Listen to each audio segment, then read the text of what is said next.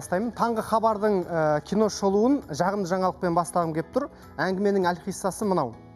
Алмас қылыш қап түбінде жатпайды, немесе қазақ хандығы Мәскеуді алды. Нақтырақ, Рүстем Әбдірашевтың қазақ хандығы Алмас қылыш атты көркем фильмі Мәскеудегі Третьяков галереясында көрермен назарына ұсынылды. Бұл үлкен экранда тұсау кесіліп, көгілдір экранда емін-еркін жүзіп, кейінірек YouTube желісіне шыққаннан кейінгі Алмас қылыштың тағы бір мәрте массалы көрерменге оралды деуге болады. YouTube арнасында бір айдың ішінде 1 миллионнан астам көрілім жинаған тарихи фильмді Ресей халқы да жақсы қабылдағанға ұқсайды.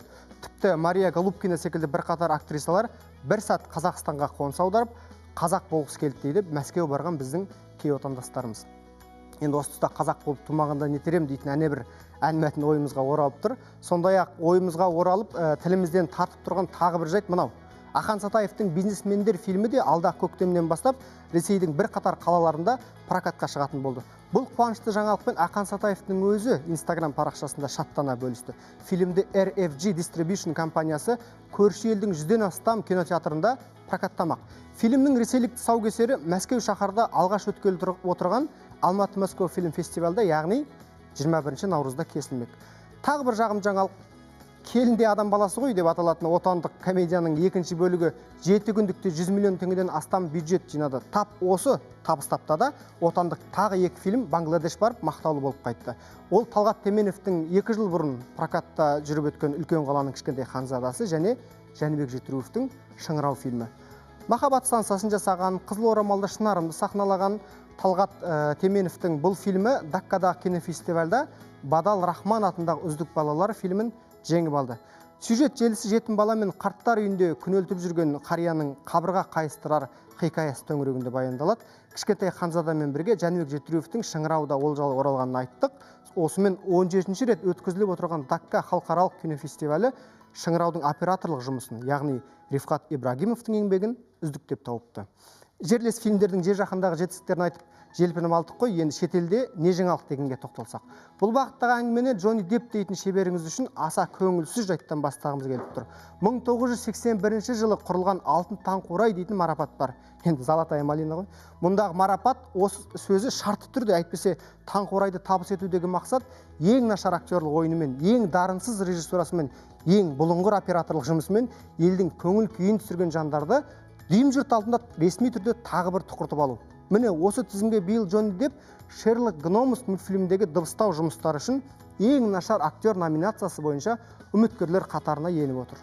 Айта кетейік, кезінде бұл сыйлықты Марлон Брандо, Сандра Баллок, Николас Кейдж, Бен Аффлек секілді мен деген мықтыларды алған. Алған деген сөзде шарт түрде. Әйтпесе бұлардың көбі мұндай нашар сыйлықты алмақты күлі, ол туралы әңгіме қозғауға да намыстанады. Бірақ 1995 жылы Showgirls фильмі үшін ең нашар режиссер номинациясын жеңімпаз атанған атақты Пол Верховеннің өзі сахнаға шығып, ұялмай қызармай-ақ Алтын таңқурайды өз қолымен алғанын білеміз. Ендеше кезінде Кариб теңізі тізесінен келмеген капитан Торғай карьерасындағы осы бір ыңғайсыз жағдайға шыдап береді деп үміттенеміз. Қызық болғанда биылғы ең нашар актер бағанында Джонни Депп пен бақ сынасатындардың қатарынан Джон Траволта, Брюс Уиллистен бөлек ақш-тың президенті Дональд Трампты да байқауға болады. Ол бұл тізімге Фаренгейт 11-9 және Ұлт ажалы деректі фильмдерінде өз-өзін ойнаған камео рөлдер үшін еніп отыр. Тағы бір қызық жайт, Дональд Трамп бұған дейін де Алтын таңқурайды жеңіп алған болатын. Ол 1991 жылы елестер мұндайды істемейді деп аталатын фильмде екінші пландағы рөл үшін ие болған еді. Міне Голливуд ол сондай қадалған жерінен қаналады. Естеріңізде болса, Мерил Стрип пен Дональд Трамптың арасындағы былтырғы кикілжің көп киногөрдің шамына тиген болатын. Ендеше Голливудтың дөкейлері өнерде түсінбейтін өз президентін осындай антисыйлық беріп арқылы әлем алдында тырнақшаның ішінде әспеттеп алғысы келгенге ұқсайды. Найт Шмалянның әйнегі әлемдік прокатқа шықты. Әдегеннен ақ киносыншылардың қырына іліккен трилогияның 3-ші бөлігі апталық бокс офисі де қатырмады. Бір мезетте 3841 кинотеатрда прокатталған фильм бәр жоғы $40,6 миллион жинап, фильм жасаушылардың еңсесін түсіріп отыр. Енді бұл құлқын дегенді қойсаңызшы, әйтпесе 20 миллионға таспаланған әйнек өз шығынын ендігі ақтап алған жоқ па? Бірақ продюсерлер бұл аз. Ол өз шығын кем дегенде 5 есе өтеу керек деп Шмалянға шірене қарайды. Ал бұған дейін Unbreakable және Split арқылы қалың көрерменнің ықыласына ие болған Шмалян мұндай сәтсіздіктің себебін білмей дал. Алайда киносыншылар басты себептері тайға таңба басқандай қылып айтып отыр. Ол сиквелдердің көбеюі, яғни идеялық деградацияның деңдеуі. бұл халықты жалықтырды. Екінші себеп, фильмнің классикалық сюжет тізбегінен ауытқуы, тым ақылды дүние жасаймын деп қарапайым көрерменнің миын ашыту неге керек деп отыр олар. Сондай-ақ фильмде басты рөлді сомдайтын кейіпкерлердің де жасы мына көрерменнің қызығушылығына басуы мүмкін дейді. Брюс Уиллис, Самуэл Л. Джексон, Джеймс Макэвой секілді орта жастан асқан актерлер ойнайтын фильм кинотеатрға баратын қалың тинейджердің талғамына сай келу екіталай екен. Осы тұста сюжеттің қайталануы немесе идеяның қайталануы туралы бірер сөз. Баста айтып өткен Келинка тоже человек пен өзіміздің брак или браттың екінші бөлігі идеялық жағынан бір-бірінен аумай қалған айтуымыз керек. Иә, енді әйел қауымының құпия мен кереғарлыққа толы жан дүниесін өз тәнімен сезінген еркектердің хикаясы көрерменге қызықта шығар, бірақ бұл идеяның бір мезгілде екі фильмде қатар көрініс табуы расында да сирек жайт. Меніңше бізге де өзіміздің алтын таң қурай секілді антисыйлығымызды тағайындайтын кез келген секілді. Сіздер қалай ойлайсыздар? Меніңше жақсы идея. Енді бұл тақырып соңғы кездерде сериалдарға продюсерлік қылып жүрген Гүлбаршын ханымға жақынырақ қой, қолдайтын шығар.